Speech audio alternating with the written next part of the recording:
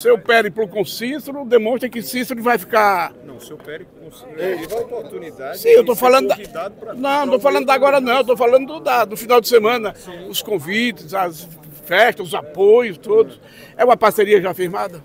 Vamos lá. Eu tive a oportunidade, como o prefeito Cícero Lucena, de ser chamado a um ambiente MDBista na cidade de Borborema por correligionários que, ao fazerem a ambos, Cícero e eu, esse convite, recebeu-nos da forma extremamente generosa. É claro, natural, nesse ambiente tomado de especulações políticas, uma passagem como essa termina gerando para todos os senhores e senhoras que fazem a cobertura jornalística e política do Estado um prato cheio, né?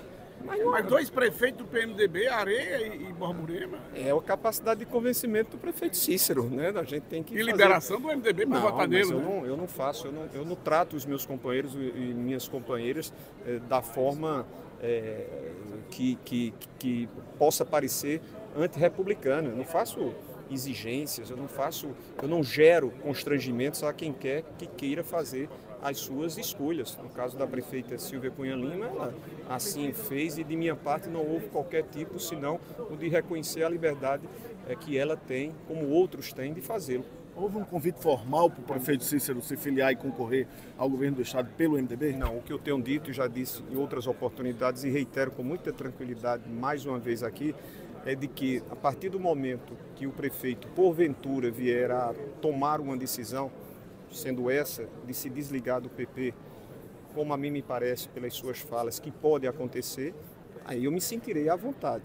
Até lá eu não quero, vamos assim dizer, transmitir um gesto de descortesia, de deselegância, porque não o sou.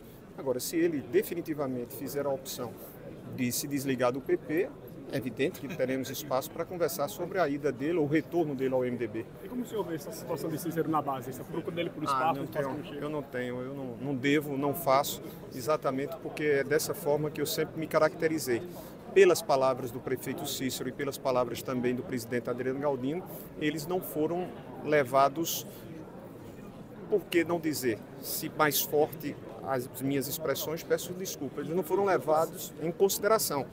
Ou seja, há um nítido e explícito convite do governador e dos que fazem as decisões na formação da chapa governista de que não querem a Cícero e nem a Adriano, a não ser como apoiadores, não como apoiados.